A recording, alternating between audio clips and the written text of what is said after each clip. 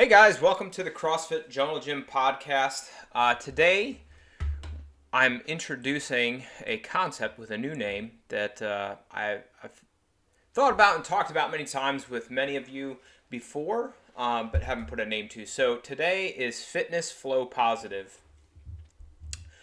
So what I want to do today is just sort of outline the parallels between cash flow positive, investing, saving, and fitness.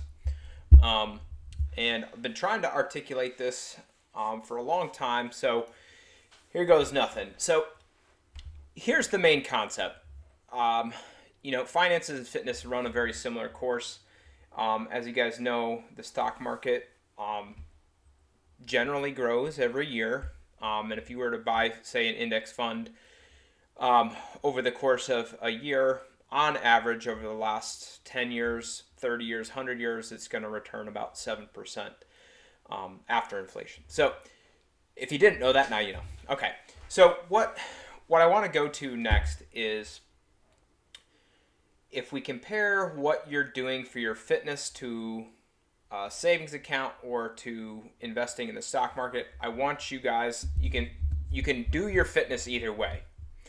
And when young people are taught, and I remember in school being taught, oh, you should be saving for retirement starting right from the get-go, and then they show you the math, and you're like, yeah, it totally makes sense.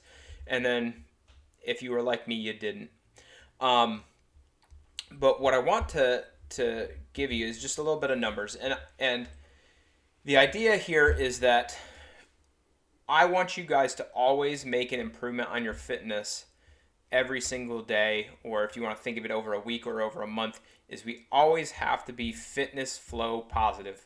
That means we have to be able to put at least one increment of fitness in the right direction more than we took out from our fitness every single, I want to call it a day, right? So if I decide that I'm going to eat pizza and drink mad beers on Saturday, I want to make decisions the rest of the day that will still leave me moving one step closer to the fitness goals that I want 30 years from now. And so, just to run some math. So I'm going to do everything in dollars. Okay, so if you took, for example, a small increment of money and invested it, or I should say saved it every day. So $1, you put $1 away for the next 30 years. Okay, very small amount of money. You could scrounge that kind of money up off of the ground every day if you wanted to. And if you did it for 30 years, you'd have $10,950, right?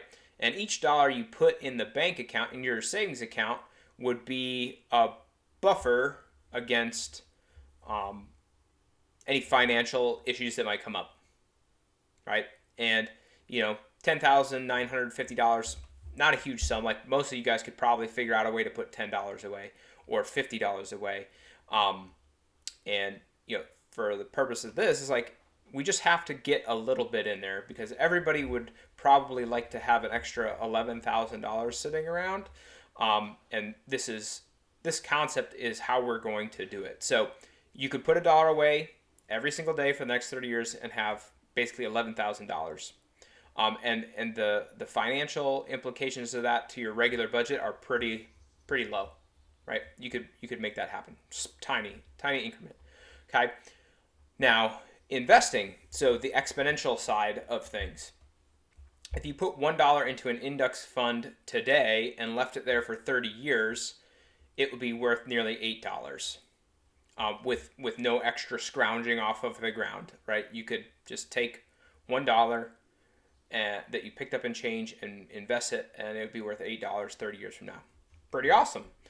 So if you put $1 a day into that same index fund for the next 30 years, the same way you put a dollar into the savings account, you would end up in 30 years with $35,000. And again, I just took $1 that I scrounge off the ground each day and put it into something that was exponentially more valuable than putting it in a savings account. Now, if you learn how to be a really good investor, for example, you can make each of those dollars go a lot further. And so you can ask Warren Buffett, and if you haven't ever listened to or read his biography, it's 37 hours long, and I would encourage you to take the time to do it at some point in your life. But every dollar counted to him, because every dollar that he put away could be worth $30 30 years from now if you know how to utilize the money. So it's the same thing with your fitness. If you put $1 worth of fitness in the bank each day, you will always come out further ahead than if you don't. It's part of the buffer. And if you can figure out how to improve on your fitness, not just put a small deposit, but learn how to get more out of your effort, then you're going to start getting exponential gains that can turn into really amazing results as opposed to mediocre results. And so like I would kind of equate this to, you know, a savings account is like, hey, I know I need to do something. I'm going to go walk for 30 minutes or run for 30 minutes or, you know, sort of stick to the same thing. And that's absolutely awesome that you start saving your fitness. And like each of these equations relies on one thing, that you always find a way to be fitness flow positive, that you're always got the $1 to invest every single day. Now, you can either learn to get better with that one increment of fitness every day and get more from it over the course of 30 years, or you can not, and you can just get the linear progression, which is still good. So why, like, let's kind of draw some conclusions as to why, like, what would be a fitness savings account. It's like, I eat the same thing every day, and it's generally healthy. You know, it's like I get up and I have 2 eggs and I have a cucumber and 6 almonds, and then at lunch I have a salad with some chicken breasts, and then at dinner I eat pizza or wings and beer. And you go, okay, well, we've made 2 out of 3 good options. Like, I'm making a very small deposit every single day. And if I decide to go for a walk every day, like, I'm making a very small deposit every day towards my fitness and health. And that's great. If you were to take that same amount of time and that same amount of effort and just get a little bit better at it each day, now instead of it being putting it into a savings account, now we're putting it into an investment account that's going to have an exponential return on it. And so the key here is to continue to seek improvement to get better results. Again, what the key here is, though, is that you've acquired some amount of fitness to deposit today. Now, let's say, for example, you've been taking care of yourself for a year, and you've been making lots of good fitness and health decisions for a year, but you spent the last 25 years racking up health and fitness debt. Are you out of the red? Are you back to zero yet? I don't know. You know, what was your fitness bank account saying? If you've been putting $1 of fitness into your bank account for the last 30 years and you have a really bad year, do you think you're down to zero or in the negative yet? Probably not. And you know, the more times, it's like, I think this is one of the reasons why a lot of people get frustrated when, you know, you've had 15 years of not taking care of yourself, and then you go a year and like you can absolutely make really great results. But where your fitness efforts take the most, like where you get the most advantage, is when you, number one, continue to make a small deposit every day for the rest of your life, and you commit to doing that one small deposit every day. And then secondarily, and like everybody's got a little bit different point in their fitness journey where they decide, I'm going to get better than what I am. And that's how people lose 140 pounds. That's how people get off of blood pressure medication, because they said, I'm going to make a small deposit every day. And at some point they said, I'm going to get better at the effort that I'm putting in, and I will get far greater results. It won't be a linear, just adding $1 every day. It'll be, you know, each year I'm getting compounding interest on my fitness. And that's where the greatest results are. But you can't get to compounding interest if you do it for 6 months.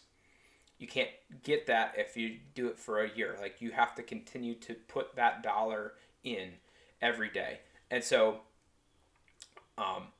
the goal is that every single day is a net positive in your fitness flow. So like, you hear business owners talking about is cash flow positive. Like, you have to be cash flow positive, and you can your business can survive literally forever. Okay, fitness flow positive. It's the same thing. Like, every dollar you put in the bank for your fitness, that's the buffer between any hazards that come up, right? In finance, it would be like, if I've stashed up the $11,000 and I have a $6,000 bill come up, I still have $5,000 left. If I hadn't saved a single dollar yet and that bill comes up, I'm $6,000 in the hole, and now it feels a lot different. And if that $6,000 is due, right, and it's in your fitness, and you don't have the $6,000 to pay, what does that look like? There was a family friend who was in a car accident, and it's, it comes due when you don't know, when you don't expect it, and when it does come due, do you have enough to pay for it? And I think one of the things that makes humans most capable is, or I should say, what most humans should be doing is taking this simple math and going, let me just make this little deposit in me in all the facets of my life. But today we're specifically talking about fitness. Let me put that dollar into my fitness every day. And if I do that and I don't spend all this balance every weekend and every month and every year, over the course of the next 5 years, where can't you be with your fitness that you want to be? There's nowhere. I mean, you get better. And again, the key to being able to do that is you have to get a little bit better today. You have to put $1 into the fitness bank today. You have to.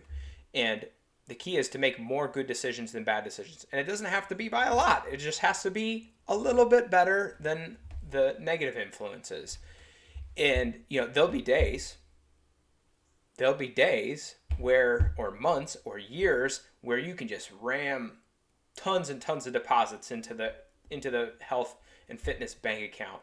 And you'll be so fitness flow positive that, like, you'll build a giant buffer in a single year, or in 5 years, or in 3 years, or in 2 months, that you'll have a positive balance that can last you a year, 2 years, 10 years. And the key is if you start having a negative fitness flow, is that you should be going out to correct it. If you had a job for 19 years and you made really good money and you saved up and you saved your emergency fund and you get laid off, you have the funds to cover a period of time where you don't have any coming in. If you don't, then you're fragile. And what I want for you guys in your fitness is to always be as robust or anti-fragile as possible. And that's why I encourage you to always be making your at least one positive deposit for your fitness every single day. If you want to get the exponential deposits, the investing of your fitness is you exercise daily, you eat well. Those are savings account things. Learning to eat better and actively doing that each day, that is an exponential investment. If you find a way to move better, or how to lift the next 5 pounds, or to add a new movement that you've never done before, that is exponential fitness investment. Now, you take your one fitness flow positive dollar and you invest it into learning a new movement. That is exponential growth, exponential opportunity for growth. If you can't figure out how to do that on your own. There's plenty of investors who don't know how to do that, and so they can just go and put money into an index fund. On average, they get better. If, for example, one of the greatest investors of all time is Warren Buffett. If I gave $1 to him, it would be worth $30 a couple years from now. Or, he's proven to have done that. So whether he could still do it or not, I don't know. But you go, well, there's somebody with a proven track record that can do that. And that's what a coach serves the purpose of, is if you don't know how to do that you can hire somebody to help you get the exponential results you want. Or teach you how to save. And if you're not fitness flow positive, you're going to run out of your buffer zone. Eventually, the unknown and unknowable of your life is going to hit you, and you're not going to have the balance to pay it. Whether that's a disease, COVID, cancer, a car crash, and even if you have this giant balance built up, it doesn't mean that you'll have enough to pay. Whatever the health and fitness balance that comes due, we don't know. But what we can be certain of is if you have built up this giant bank of fitness, that you're more likely to be able to pay the balance. 100%. That you're more likely to be able to do it. No. So my challenge to you, whether you work out with us or not, is that you to think about your fitness and your health decisions not as a thing to check off the list, but it's literally an investment. It's a savings account. It's building the buffer between you and your fitness bankruptcy. And fitness bankruptcy means death. You don't want that day to come. Start putting the fitness dollars away. If you don't know how to make use of them, or if you're not sure, get a coach. Find somebody who's had success doing it. But if I can encourage you anything, and this is where I think from all of the gym owners I've talked to, all of the coaches, all of the successful athletes I've talked to, it's always about just getting a little better every day. And if you can do this little tiny thing a little bit better today and a little bit better tomorrow, and you keep putting these little deposits in your account, eventually that sum is ginormous. So figure out what you need to do today, even if you've started out the day terrible. What do you got to do to make it positive today? This kind of leads into maybe my next podcast is setting default mode. We want our default mode to be fitness flow positive. But what we need to do is just set our minimum. Every day I'm going to do this, and this will ensure that I'm always fitness flow positive, and that I will, in 30 years from now, the worst case scenario is I was fitness flow positive $1 every day, and I have at least 11,000 fitness dollars in the bank. And when I can do more than that, it's all bonus and gravy. And if I can put a year or 6 months together where I can deposit $5 a day, I do it, and it was worth it, and I can always default back to the minimum. So guys, fitness flow positive. Use it as a concept. Hit it every day, or if you want to think of it as a week or a month, just make sure that you're always depositing in your fitness and health bank account, because that's going to be the difference between positive health and fitness outcomes and negative ones. Build as much buffer as you can between you and fitness bankruptcy, and make sure that when the balance comes due that you have the stashed away fitness to handle it, or have the best chance to handle it. Guys, fitness flow positive. Be it.